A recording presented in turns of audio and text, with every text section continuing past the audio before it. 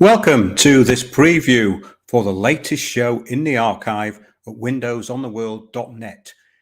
This show is called The Temple of Deceit, and it's a follow-up to our previous shows, The Force They Fear and The Brotherhood of Evil, all about this new sect which later became known as Freemasonry, set up in 43 AD by King Herod Agrippa, Hiram Abiud, and Moab Levi.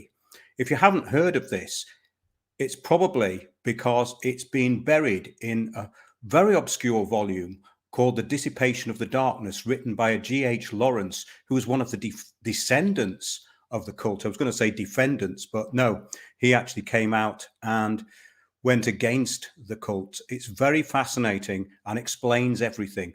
Our shows are all about clarity and getting to the point. And that's what we've always done, really.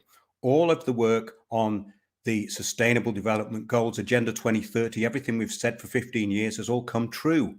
And we've given the solutions to that. However, there are a very few people who are capable of delivering and not getting distracted. And the distraction principle is covered in our series, The Protocols of Power. So do have a look at that. I'll put a little ticker tape underneath the screen here just to remind me, because when I do these previews, sometimes I just go on for a while because people come into the chat and I don't really do anything on YouTube now. So please go to Odyssey and also subscribe to us on Spreaker on the homepage at windowsontheworld.net. All of the information is there. But this show and the previous two shows are available in this article on the front page, Windows on the World, in the latest shows archive section. And it's called The Force They Fear. And there's a link to this book that we're going to be talking about by G.S. Lawrence called The Dissipation of the Darkness, one of the most fantastic and useful books that I've read for quite some time. What we do on the website is we put out information which is so clear and simple and easy to understand, which actually encapsulates some of these really groundbreaking discoveries of information. And of course, none of this is secret, but the obfuscation and the distraction, especially in cults, the cult of Freemasonry, is off the charts. And that's what this book actually ridicules: the convoluted and stupid rituals which people get into, believing that these rituals have power. The only power they have is the enforcement against those who they are the sworn enemies of. And that is the taking of oaths, the taking of blood oaths, and the compromising and the use of these idiots who have fronted for this so-called fraternal brotherhood for 2,000 years. So yes, it goes back that far. And what we've done is simplified, absolutely simplified this cult, which believes it rules the world, and it rules the world only because people are deceived as to its true intention. It's very, very simple. There's the real goal and the stated goal. The useful idiots always fall for the stated goal, and they have no idea what the real goal actually is. And of course, there are those who know what the real goals actually are, and it is in their interest to enforce them. So we're going to be looking at that in this show tonight. Just have a quick look at the comments. Good evening. Good evening. People just saying good evening. That's great. So yes, do join us every Sunday, 9:30 p.m. I do these previews merely to get people to go to the website, because like all of these organizations that we don't want to be a part of, such as Amazon Prime, I could have put my documentary on there, but I prefer to give it straight to the listeners. And I don't want to be giving these organizations anything. And that's another thing that I'm going to be talking about this week, coming up with hopefully a live stream with a couple of guests, because this domination by this global takeover, we have to be careful what we say on here, obviously, because I've had so many shows taken down off YouTube, which is why I don't give it my time. But because I pay for this streaming service, it goes live to YouTube. We're trying to get it live on Odyssey, but we've had a few problems on there. If anyone can help us out, do let me know through the website, info@windowsontheworld.net. So this show is a particularly useful one. And the reason it's useful is because once you have inner integrity and truth and know what you're up against, then the enemy is defined. It's very easy to actually react accordingly when you know what the problem is. We did a show called The Solution. And of course, you can't have the solution if you don't know what the problem is. And 99.9% of people, unfortunately, have no idea what the real problem is. They are given the distractions and they are led into the cul-de-sacs by those we are talking about in this show and have talked about many times in the past. So what I've done with the Windows on the World shows, we've pulled ourselves away from most of this media because most of it is energy harvesting, time wasting, and people really just spreading distraction. And we've never really done that. So if you want to go to the archive, everything we've ever done is in there, windowsontheworld.net. And the shows go back to maybe 2012.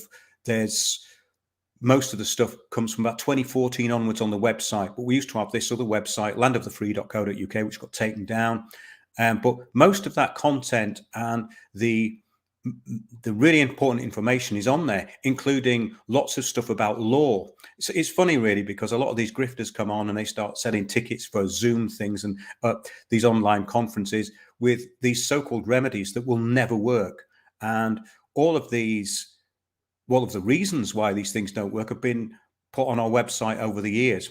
The reason I know they don't work is because I've tried everything out. I never put anything out that I haven't tried, and I never put out any information which is convoluted or is of no use. So that's why I don't come on here and chat for hours with people. And that is why I'm only interested in putting out these shows which are focused and solution based, because I'm a bit intolerant to wasting time now. And the thing is that in the final act of this situation, which is unfolding, there's no time to do anything else, because if the takeover is complete, and we can see it with low traffic neighborhoods. We put out a show several weeks ago. It's on Odyssey, and it's called How to Solve the Problem with Low Traffic Neighborhoods. Everything you need to know is in that short video. It's how to oppose LTNs on Odyssey. And the answer is in there. You just have to listen to that video for 10 minutes, tells you exactly how to do it. But of course, people want to react against things. The agents come in, they disrupt meetings, making those people who actually have a case look stupid, or labeling them as conspiracy theorists or anti-vaxxers or any of the other memes which are aimed at people who are trying to get in the way of this juggernaut of lying, basically. So yeah, so join us. It'll be great to have more people in the Discord group as well, because the information that we put in there is vital, and it's a great place for the holding of information, because every day there's stuff in there that I couldn't find myself. So it's like an archive as well. It's like a useful resource. That's the whole point of this. There's no point in sort of being a part of any media now. The only thing that matters is solutions and focused action. And that's really part of the fun of doing it. I love the research, and the whole point of doing it is finding out why this is happening, who's doing it, and how to get around it. And there are ways around everything. There's always a way around things. So that's what we try and do. No energy harvesting, no time wasting, and no grifting for YouTube hits, and no stuff which doesn't matter. So if you're the sort of person who likes focused, honed down information, you'll probably like what's on the website. And those are the sort of people we want in the Discord group, because focused minds and the meeting of focused minds is always informative. And that's where you get great satisfaction out of knowledge, I think, anyway.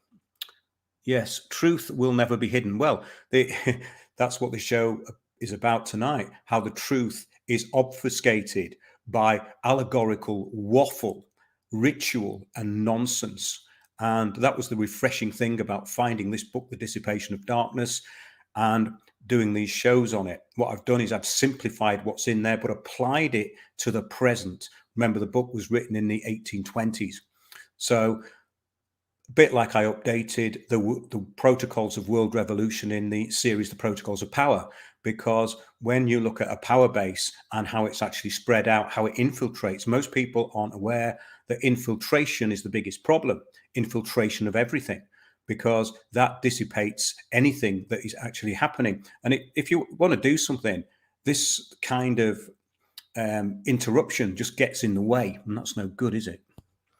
What's Malcolm's spiritual what? What's Malcolm's spiritual? I don't know. Well, common law Malcolm will not be on the show tonight, but he does make appearances when necessary. When things have to be brought out in humor, Malcolm will be there to do it.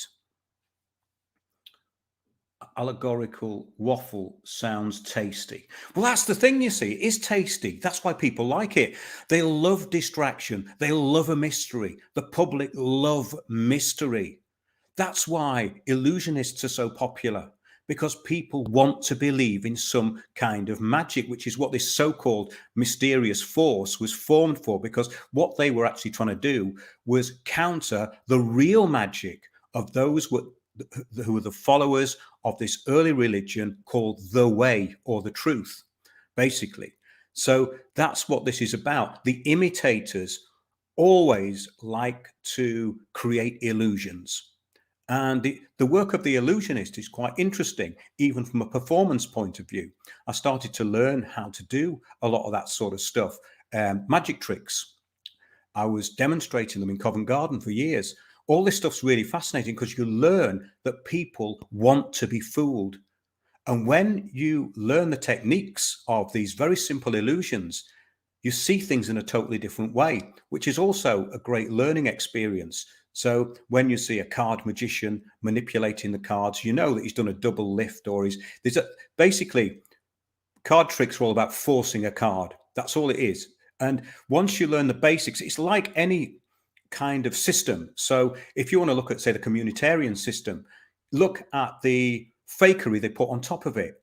They're trying to beguile you with a kind of distraction magic. But once you actually look at it for what it is, and you're able to decode what they're actually saying, then it becomes simple. So that's a really good and interesting point, I think. Yeah, I like these comments because these actually spur something off. I can't see very well, though, because this light's quite bright. I thought I was doing too many that were in the dark. I was trying to keep it low key and relaxing, but I realized that a lot of people thought it was a bit dark.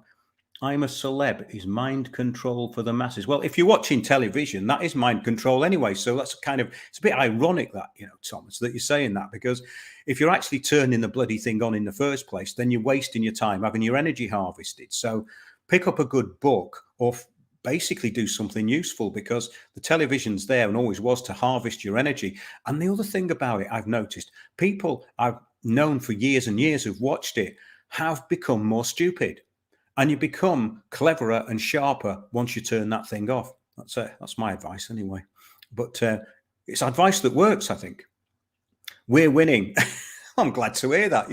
I think that catchphrase is very ironic, and it's worked, because when I see these people grifting and selling these fake solutions and writing endless, pointless letters and then getting their doors kicked in, or losing their property, then it's kind of tragic and comedy, because in some ways the lesson has to be learned, doesn't it? Because a lot of these people are really arrogant about these fake remedies, and it is comedic. I watched it for years, 15 years ago, tried it all. We actually made films about what happened in court and all the rest of it. And after that, the courts tightened up, because there were certain factions in the UK that encouraged people to go into courts and make a lot of noise and undermine the whole process of law. So that made the courts much more resilient to being able to present facts, and resilient to litigants in person. Very, very important thing that. And a lot of people still don't know who did it and why. Well, it was done by people that a lot of people trust, basically. The elite serve Satan. Yeah, well, that's really about this. So the Luciferian kind of aspect. And of course, Freemasonry was a massive front for that. And that's what this show tonight is about. We've stripped it all away. So there's so much rubbish talked about these organizations, but basically all this they are is levers of power. They get the useful idiots up the front, they get them all interested, and behind the scenes, everything's going on, and the useful idiots are imposing it without their knowledge. And that's the important thing. And this is fascinating because when you look at the offshoots of Freemasonry, such as the Ellis Cohen and the Rose Cross, I've done shows on those. In fact, I've got a few things here.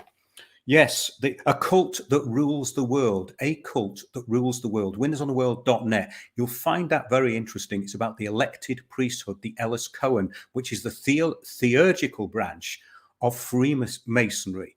But it's basically just a load of waffle and black magic dressed up as an experience, a way of gaining some kind of inner knowledge, which of course it never does. All it does is degenerates, and some of it is quite comedic. But of course there's a dark side to it because these people end up in positions of power because they're put there. The other one is, the Rosicrucian mystery in inverted commas, because this Rosicrucian thing, so much rubbish was written about it. And I looked into it for quite a few years. And of course, there's loads of people who make money off this stuff because they talk endless waffle about the Knights Templar, the Rose Cross, and these aspects of Freemasonry, which are just an absolute distraction. They have nothing to do with the intention, and they never reveal the cause and effect of what's going on. So I think simplifying it's the most important thing. It's like with this new word community. Guess who invented that? The same people, because the new word community doesn't include you. It's a top-down control system, and you are given that word, and it's a form of gaslighting. So when you see the word community, you know you're being gaslighted. Are you working on a new film, Mark? Actually, Paul, I'm going to, and I've got one I wanted to release. In fact, there's several. I did a really good interview with Wayne Fontana. Wayne Fontana and the Mindbenders from Manchester, The Game of Love. Look it up. I'll play a little jingle of Wayne.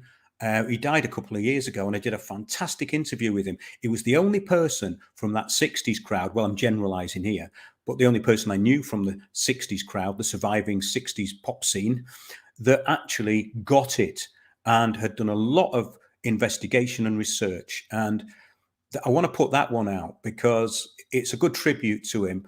And also it'll show those people who laughed at the things that he was presenting, you know, the old 60s artists who thought he was a conspiracy theorist. Well, they can watch that and then go, actually, you know, he was right. And there's another one about a pianist who died recently, Kenny Clayton, who I knew for years, and he backed everybody, Petula Clark, Charles Aznavour. He did a lot of stuff with Anthony Newley, actually, arranged all the stuff for Stop the World I Want to Get Off, all that sort of stuff. I mean, it's a little bit obscure. It's not really essentially what I do, but I've got a great passion for keeping alive this tradition of music because it's being kind of denigrated. So the degeneration has happened, especially with music, I think. The excitement of it has completely been stripped away, in my view. And some people may disagree with that, but I think that the whole thing is about being live, being in the moment. And if you're not doing that, then, okay, there may be a good excuse, but you can't really beat it. And that's, something I might put out. But as far as a new film goes, then I've got a few ideas. I'm looking at some forgotten history stuff. And if you haven't downloaded the film that's on the website, The Heretics of London, the Smithfield Martyrs, please do it because it keeps the show going. And also, if you'd like to support us, please do, because I get no support. That's the thing. I keep going on tiny amounts of money and I put loads of research and everything on the website is free. I don't charge for anything. So I'm not expecting anything, but if people do help us out, it really helps me because I do have quite a lot of expenses, especially with equipment lately. So renewing things and that sort of thing. So it's it all helps. It's a bit like busking, I suppose, this. And there's nothing really wrong with busking. Busking was a noble art years ago because some of the buskers were fantastic. And I remember I used to work around Covent Garden and there'd be some brilliant people turning up. But I do miss all that to an extent because it's kind of a bit sterile just doing things into a microphone on a computer. You know, what about Reg Presley from the Trogs who wrote a lovely... Yeah, I think he was really into UFOs, wasn't he? At one point I was going to meet him. It never happened. But he was an interesting character. But as far as knowledge of the system goes, El- uh, Wayne Fontana, he was great. He really was on top of it all. And I first met him actually at that fake protest, the Bilderberg thing in Watford years ago. And he had a little sign with a question mark on it, and he was wearing this big straw hat. And he was about one of the only people I'd never really met from the 60s. And so, yeah, I did a little interview with him there, and it was great. It's still on YouTube, actually. Wayne Fontana at Bilderberg, Wayne's World, I think it was called, Wayne Fontana at Bilderberg. That was quite old, but it tells you his life. So a lot of people who get this stuff and start looking into things, you have to be the victim of a major miscarriage of justice, really, or fall foul of corruption, and that was what happened to him. He was a victim of corruption and bankruptcy, and he started looking into a lot more stuff. I was like, what? My comments blocked, or is it? No, your comment, Huffman, your comments there. It's just that I don't think they come out on Facebook, because I use this platform. It's called StreamYard, which I pay for, and it goes live on YouTube, and I think it goes on Facebook, but I'm not on Facebook that much, so I don't really look. But it should be there, because I pay them to put it on these platforms as a kind of preview. And as someone said the other week, your previews are longer than your shows. I did take that on board, by the way, but actually these previews are just that. They're where I can interact with some of the people who are putting the comments in, because I quite enjoy doing that. So he's finding it difficult to read. Yes, I'm getting blinded by the light. I preferred Manfred Mann's version to Bruce Springsteen. That's just my opinion. Yeah. Okay. Well, are my comments? Yes. No one's comments are blocked. The only time I'd ever do that if it's what we now know as a troll, and we had a fair few of those. And that's the great thing about our Discord group, because the trolls really stand out, because they're all there for the wrong reason. It's a little bit like what we're going to be talking about tonight. If everybody was true to themselves and completely honest and was not willing to be compromised, then things would actually be a lot more fun, I think, apart from anything else. What are the bugs going to eat? What are the bugs? Yeah, well, yes. If people eat insects, then what are the insects going to eat? Yeah, I don't know about that, because I'm not going to eat insects. I don't really want to. It's not really my thing. When I was a kid, people used to eat insects. It was more like a little contest, People used to eat worms at my school, There was a song about that, wasn't there? Nobody likes me, everybody hates me, just because I eat worms. Yeah. I think a punk band did a version of that as well. We're getting into some right trivia now. Yeah, attached it recently, Mark. The parking ticket. Watched it. Yes, yeah. It all starts with the parking ticket, you see. A lot of this starts with a parking ticket. You get very indignant about a wrongly issued parking ticket. And then you get into what the 20 mile per hour zones actually end up in, which is, of course, global domination by the new form of Marxism, communitarianism, and, of course, genocide. So when I told people that 20 mile per hour zones were going to end in genocide, they laughed at me. Well, they're not laughing now with the LTNs coming in. Good evening. What are the bugs? I'm trying to keep up with it. Soylent Green for the bugs. Yeah. Soylent Green is, wait a minute, I'll do it. Soylent Green is people. Do you remember that? Charlton Heston. Wasn't his real name, was it? I thought that was quite good, actually, that Soylent Green. It was mildly prophetic. A lot of people don't like those Planet of the Apes films, but I quite like them. Vintage ones, the old ones. They're a little bit corny, but they have something a little bit different about them, I think. What's that? Is my question visible? Yes, Huffman. Well, I don't know what your question is, but your comment is visible. Yeah, let's have pick in your nose and chew in it. Who's this? Hi, Omega Man. Yeah, the Omega Man. Yes. Hey, I'll tell you a really good one. And I think it's on Odyssey, The Medusa Touch with Richard Burton. Fantastic, that is. Very compelling film. I find a lot of films very disappointing, really. But that one, really good. And yeah, I like watching the older ones actually, because it's great to see how things have changed. They're almost like a better learning experience for me. Because you can pick up things that have happened. I love the social engineering aspect of it. I'll never watch Hollywood stuff. It's rubbish, isn't it? Mark, it was a kid's song. It was a kid's song. Yes, it was, Dave. When it used to sing it in the playground. I know who did a cover version of it. The Boys, the punk band, The Boys. It was on a Beast. No, it wasn't. They put it out as an A-side, I think. I'm getting into Malcolm territory now, aren't I? I mean, I'll put my anorak on in a minute. But that bit, sometimes that's fun though, isn't it? Doing the anorak thing and talking about, you know, obscure things, because obscure things are usually very interesting. I made a film years ago about collectors. It was called The Collectors of Wood Street in Walthamstow. When I first moved there, about 2003. And I made this film. It's actually still featured on the Walthamstow Wikipedia page. They haven't taken it off yet. Probably haven't been watching my shows then, because Walthamstow's changed into, yes, a Guardian reading. What can you say about it? What can you say? We've said it all. There's no point even mentioning it. But yeah, it was great actually, because there was a character there who used to go into the record shops in the indoor market. And he was called Decker Dave. He's probably dead now. But he could get the title of a record from the serial number. So if you gave him the serial number from the record collector, got it out, the Decker serial number, he'd say something like, "Hold Me, PJ Proby," you see. And he could do it the other way around.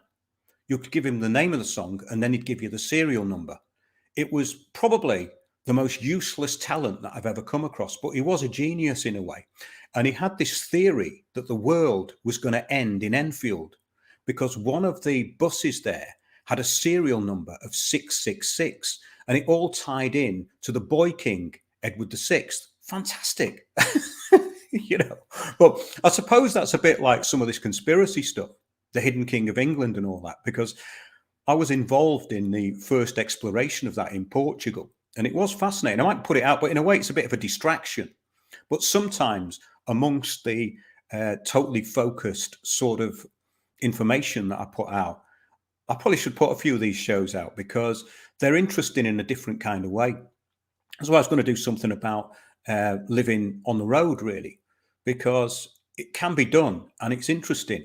I always loved that when I was doing gigs, because you'd go into a completely different world where the 9 to 5 people, you would be sort of entertaining them, but your life would be the opposite. You'd start work at 9 o'clock at night and get home at 5 or 6 in the morning, and it's not very healthy after a while, but you tend to lose track of time as well. And I've done that over the last 3 months because I've just been traveling about, and I'm basically living very cheaply.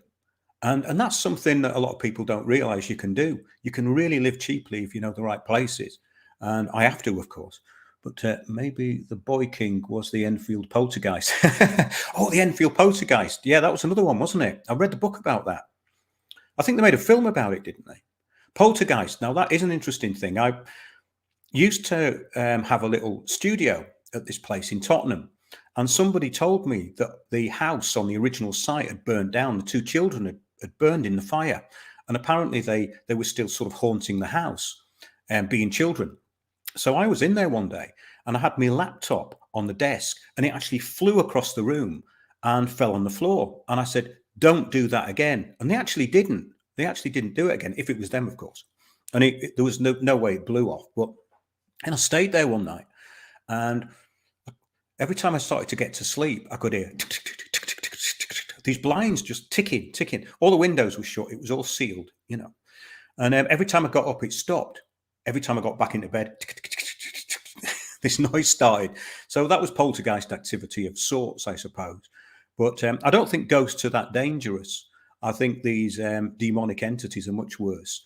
And that, again, is part of what we're going to be talking about tonight, because this theurgical branch of Freemasonry is not known by many people. Yeah, have a look at that one, the occult that rules the world, about the elected priesthood, the Ellis Cohens and the Martinists. And it's basically a cover for theurgical magic and ceremony and all this stuff. So all that's quite interesting too. I suppose it'll get an answer to my question. I suppose I'll not get. Well, I don't know what your question is, Huffman. Can you put it in again? Because I'm sorry, but I think I've missed it. Well, yeah, look out for stuff that's coming up. I will be posting some more shows on Odyssey this week, and remember, everything's in the archive. The Sunday shows are all on the live shows page at windowsontheworld.net, and I put them up on Odyssey, but they're often a week behind, week behind, or maybe a little bit more. I need a book by Guy Leon Playfair, who investigated the Enfield poltergeist. Oh, we've got something going with this here. I mean, I find this supernatural stuff very interesting, always have. And like anything, it's great to actually look at what causes it.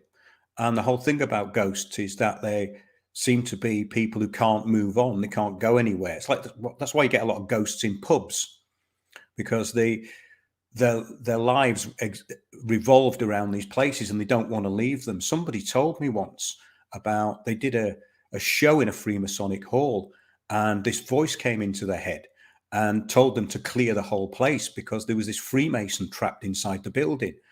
I heard the story and I knew exactly what had happened, because when they sign themselves to these blood oaths, of course, they're probably too scared to leave. And that's a big part of this thing. It's like the whole necromancy thing and the control of spirits, as if you can control people's souls. But people's souls, I suppose, can be controlled if they agree to it and they sign these oaths, because they obviously put a huge barrier in the way, a fear of them actually being able to move on to other places. Interesting stuff, really, I suppose, isn't it? What's that? Ooh, spooky. Spooky. Yes. Well, I suppose it is, really, isn't it? But I don't find a lot of this stuff frightening anymore, because having experienced a lot of different things, and you have to look at it for what it really is. Is it an existential threat, or is it just someone messing about? And sort of ghosts and poltergeist activity are the latter, really, I think. I don't think they're a direct existential threat, not like a sort of demonic entity. And of course, opening yourself up through drugs, alcohol, and when people get abused, that all opens up their psyche and damages them. It's like having a wound, basically. And that's why these people are vulnerable. And that's why these people who we're talking about mainly in these shows, the last 3 shows, exploit them, of course. And then, of course, people are used as biological weapons. Nightclubs. What's this? Clarice Starling. Nightclubs, I suppose. With all the pubs being forced to shut down lately, where do all the ghosts? Hey, that's a good one, isn't it? But what happens to the ghosts when they bulldoze the pubs and they put flats there? I find that quite interesting, actually, because there's something about buildings that holds their energy. And if they bulldoze them, do the ghosts still appear? I used to have a studio. It was free in a place called, I can't remember the name of it now. It was on the North Circular Road coming in on the A4. There's a massive building there. It had about 12 floors. And there was an 11,000 feet of office space that was used by this charity. And they let us have a studio there. And whenever it got twilight, there was a very uneasy feeling in there, as though something terrible had happened. But I never actually found out what it was, obviously. But that's interesting, because the building's actually holding the energy of I lived in a haunted house once. Most people probably have, really. Many people have. But it was extremely haunted and it calmed down. I think a lot of it was like they're trying to frighten you and get a reaction, because they probably feed off the energy of it all, I suppose. But if you're not interested, then I suppose they go somewhere else. But the room I stayed in, it was an old country house, actually, that we got for very low rent, and the owners had gone away, and the son of the owners had committed suicide in the grounds in front of the house, but they didn't tell us that before we moved in, you see. And there was a tower room. It had a little tower on it. And somebody actually I bumped into inadvertently had lived there years ago. She'd moved to Canada, and she said, "Oh, I woke up in that room and my nightdress was strangling me." And then it was almost like those Hammer films. Somebody else I met said, "Oh, there are other things about the house," and then he wouldn't tell me what it was, Don't go up to the old house. I loved those Hammer films. I thought they were great.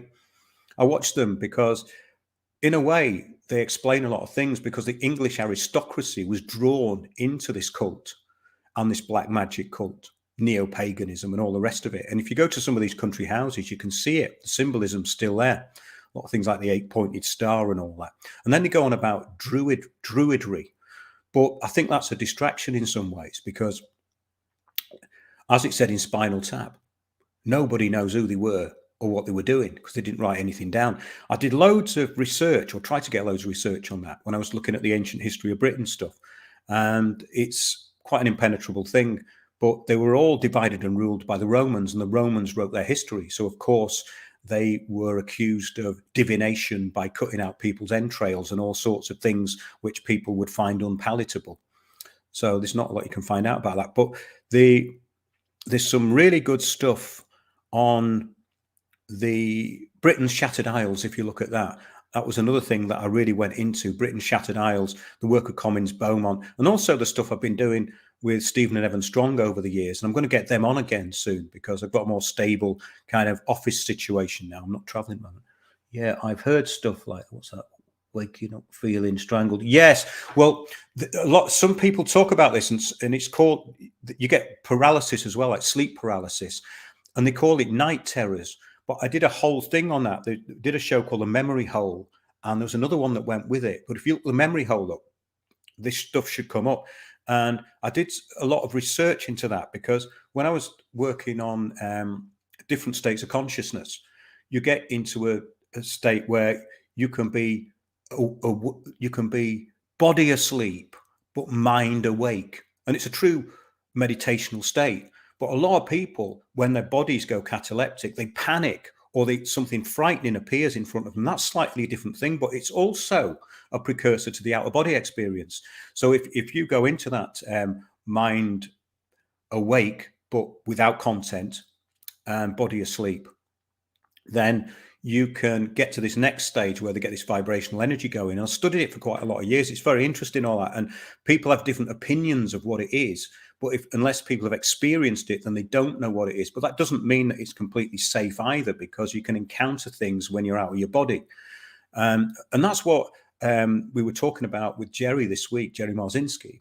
And we had somebody on talking about these plant medicines, ayahuasca and DMT, and the problems that you can have if you just take them without any form of knowledge or protection. And this new thing, it was in the papers, actually. They were talking about shamanism being the fastest growing new religion, because obviously they're trying to denigrate Christianity now. That's the whole point of the force, this mysterious force that they set up to counter the real mysterious force. So watch the show, you'll like it. But yeah, that's a really interesting thing, that the people now calling themselves shamans are more like charlatans, you see. Gurus, of course, have always been charlatans, because they prey on the gullible, and especially gullible Westerners. That's really a lot of these people who are fronting for the United Nations, these gurus, and these sort of new age people like Deepak Chopra, Sadhguru and all that. They're just puppets, really. And they're sellouts, basically. They're complete sellouts. And that's the thing. Word salad sells, doesn't it? The amount of so-called druids that I've met who claim their tradition goes back to pre-Roman times, then I noticed that all the ceremonies are all just adapted golden dawn. Yeah, of course it is, because that's what we're talking about in this show tonight. What time is it, actually? Because I better get off soon. Yes, that's exactly what we're talking about. That basically they put an enigma in front of it all, dress up, but there's nothing behind it. And you can see that with a lot of these new age ceremonies. They don't put anything into it. I got invited to something at Conway Hall years ago, and it was meant to be the death of the Oak King. It was this bloke going, I relinquish my powers for another year. And you think, well, you've got to put more into it than that. It just doesn't work. Sorry if it isn't strange enough. Mark, stop waffling and read Huff. What question? What question? I can't see the bloody question. I told you to put it back in there, didn't I? Sorry if it isn't interesting enough. Is this like gaslighting, that you haven't actually put the question in and you're saying you haven't answered my question? I said, well, I haven't seen it. Yes, you did. I don't know. I can't see it. Can't see what the question is. Keep the silver thread intact. That's an interesting one, you know, because I've never had that silver thread thing. But these people that I studied these out of body things and basically energetic self control and all that, because it's quite a good thing to do. Those people, they advocated that this silver cord thing was probably non-existent, but it's theoretically it's to keep you attached to your body when you're out of your body. But I've never experienced that when I've been out of my body. So I don't know if anyone has, let me know. info@windowsontheworld.net, you know. Huffman Aviation question was, please can you give us your thoughts on why YouTube is suddenly promoting the legal fiction videos again?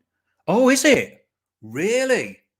That's that. Well, I thought you meant my ones, because I did a thing called Freeman versus Legal Fiction, which explains it all. But people want to pay these charlatans money because it is and always was controlled by them.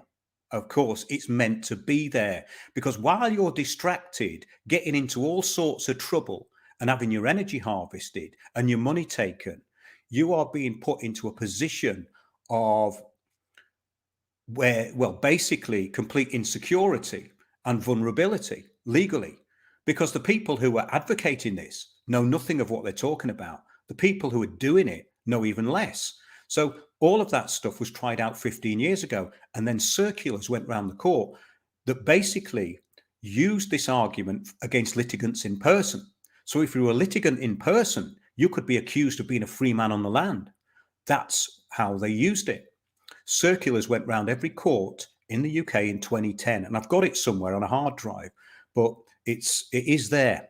And it also went around in Canada and States as well. But yeah, they are pushing it again. And it's a big part of the agenda. And what they're doing is they're having these like common law sheriffs and all this. These are people who are agents of them. There's no other way of describing it, because what they're doing is they're leading the gullible middle classes into losing their property. And who's going to benefit from that? Think about it. I know people or know of people who are involved in these so-called movements, who are working for property developers and are getting people in trouble deliberately so property can be taken. And this is going to happen to businesses as well. There's business people doing it. I've seen there's a thing going down, an affidavit, and the affidavit was by somebody who lost his house, ended up living in a caravan somewhere. And he said he won the court case because he got a parking ticket overturned. It's kind of complete logical fallacies. And when you see it, they put this cleverly worded stuff together, and it's all about trying to remove yourself from the system. Well, the whole point is that you duck in and out of the system when you can. The whole reason they want this digital identity is so you're not going to be able to do that. Because I've successfully done that over the years. It's quite easy. Yes, of course, you've got a legal fiction. How can you trade? How can you have a bank account? You can't. So these people are complete hypocrites as well, because they're taking money through pay apps like PayPal and stuff like that, and they're still calling themselves, they're still saying they're not legal fictions and all this sort. It's completely confused, and it's a complete waste of time. And people have had a go at me about it, said, "Oh, you must be a shill." Well, newsflash, news just in. I was the first one to go into court and put a birth certificate in the dock. You didn't know that, did you? The reason you didn't know it is because it doesn't work. So why would I tell anybody about it? And then I started getting into it, because the thing is with that freeman stuff and all this common law is part of statute, it's part of everything. And the whole point is you can't separate common law from any other form of law. And they'll go, yes, you can. Well, you can't really, because what you have to do is you have to know when to hold them and know when to fold them, because the whole system is set up like a game. And the game is getting harder to play, because the courts aren't going to listen to you now. They didn't listen to us 10, 15 years ago, but there were victories by small groups of people who took on these people within their own jurisdiction and then won. Winning. So that it did happen. Yeah, that's good actually, because that is being pushed. And these people who are pushing these groups of like these people who go to these meetups, they're all gullible. They're just being pushed in. They want an easy solution, and there's no easy solution. If you want to learn about things that work in a legal system in any way, you have to study it and know what you're talking about. And most of them don't know what they're talking about, therefore they fail. And I've seen that over and over again. So yes, they are pushing that, aren't they? Yeah. Oh, and the repo man, return to sender. Well, what good's that going to do? If you return to sender, it means you've accepted what's in the envelope. And that John Harris did that, didn't he? It didn't work. You got no contract and all that. Return to sender. Well, the only way you return it to sender, say you've got a load of parking tickets from Euro car parks. This is what I used to do, by the way. You get those tickets, and some of them are trying to get through with these common law remedies. You can get rid of those. Parking on private land, and the Bills of Exchange Act. There was a website my friend set up called bovat.org.uk, Bills of Exchange Act, and you send them you ask them for a formatted VAT invoice, because a company cannot issue a fine. Only a court can issue a fine, and the council can do it with agreement with HMCTS. Okay, so a company can't fine you. So therefore, you invoice them for the services they've given you, because a company can only give you services. What have you given me? What you're charging me 80 quid for? For a parking place. Well, how can you prove that I was occupying a parking place where you lost money? So in other words, there was no loss. So they can't actually claim the money. That's the basic thing within the law. So yes, what I used to do was I find the managing director of that company. I would put all the tickets in an envelope, and I would say postage paid by, his name, his address. Then they have to go to the post office, pick it up. Because it's a company, it could have come from overseas. It could be something very important for the managing director. It's gone to his house. He has to pick it up. So the managing director then realizes that you're not going to pay the tickets, and you're going to keep sending to his house, sending the tickets to his house. What do you think happens? They strike it off straight away. There's loads of things like that you can do, but you won't hear them from the common law grifters, because they want to do it the hard way, and they want, actually, the people who are doing it now want you to lose. That's just a fact, because a lot of them are planted. Right, yeah, return to sender. The banks are the only winners. Like you said. Of course they are. Of course they are.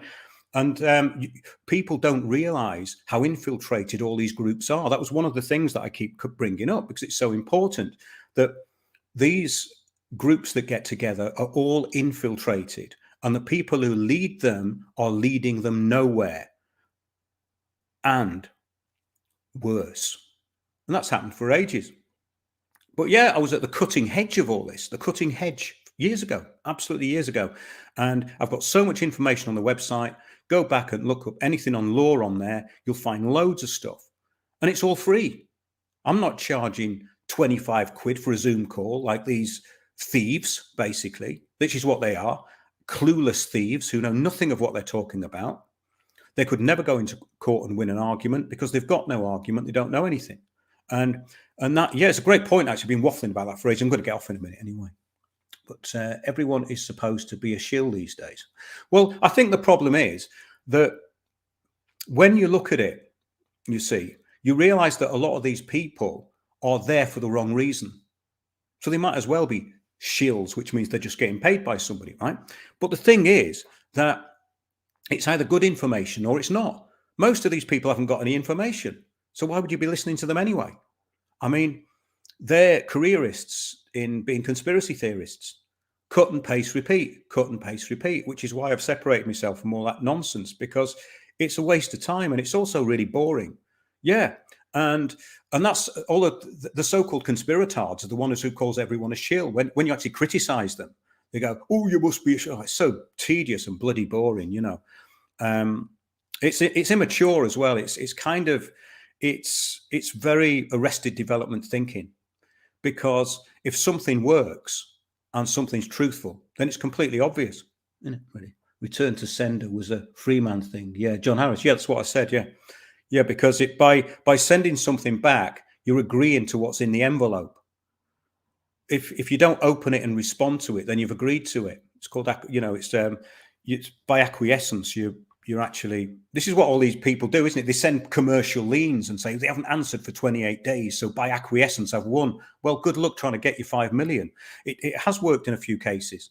I know someone who brought down a big solicitors firm years ago, but it was because that they'd actually instigated and demanded a debt that didn't exist. So another debt was put in that didn't exist also. But you can't just send them in for anything. There's these idiots putting commercial liens on people and sending it to every every MP in Parliament, you know, to complete energy harvest. It's hilarious, really. And it's actually makes common law Malcolm look really productive. Yeah. Yeah, that's great. Anyway, I'm going to get off. That's acknowledge receipt with a return to sender. You've acknowledged the receipt with a return to sender. Who's acknowledged the receipt? Yes, exactly. Yes, of course. If you return it, it means that you've seen it. If you've seen it, it was up to you to open it. If you didn't open it, you've agreed to it anyway. That's how it works, and that's how it works in law. So that's a complete. Anyway, I told you what to do with the parking tickets, but don't tell anybody else. Okay. But that does work. That does work, and it worked for me a lot. And a lot of these things are so simple, but they want to make it complicated. So they want to make it look like there's a big mystery, a bit like the Freemason thing. You know, you have to. There's all these rituals, but they're just a cover for this takedown of what they really hate, which is truth, and what we're talking about, the way. Yes, from 43 AD onwards. The force they fear will be their downfall. Yes, it will. That's a good place to leave it. Fantastic. Yeah. The force they fear will be their downfall. Remember that. Listen to them shows, and the information's there. Thanks to everyone who sends me stuff, by the way. And if you want to support the show, please do. windowsontheworld.net. Do download the film if you haven't got it, and I'll put another one out. And yes, and if you haven't actually downloaded it, you can go to windowsontheworld.net. If you go to the Heretics of London, Smithfield Martyrs, on that page, there's one about Jet Harris, who was the person who brought the electric bass into the public domain in the UK. And he was one of the founding members of the Shadows. And he had a few hits on his own. People who like the 60s, who like Soho, the coffee houses, the skiffle to the rock and roll scene, pre-Beatles, will love that film. And it's very poignant. It's quite sad, but it's very uplifting as well. There you go, a little plug. How many people know about the true definition of conspiracy? I would say very few. Conspiracy means something fake to most people. Well, of course it does. Of course it does, because the word conspiracy theory has just been used to denigrate people. It's so pathetic, isn't it? But they've only got a few memes because they're not very bright. And it's all mimetic warfare. And you see thread, all but original question. Can see your thread. All right, all the yeah. Well, I think we've answered that one, haven't we? Nice one, Mark. Yeah. Anyway, yes. Be seeing you. No, that was Patrick McGowan, wasn't it? Not Malcolm. Yeah, that was a good series, The Prisoner. Okay, great. I'll be on 9:30 p.m. this Sunday, every Sunday, info at windowsontheworld.net. Have a look at The Force They Fear, The Brotherhood of Evil, and The Temple of Deceit, which is tonight's show. Thanks a lot, everybody. And yes, everything's on the website. Check the little ticker under there. It's got everything that I wanted to say. Cheers then. Bye.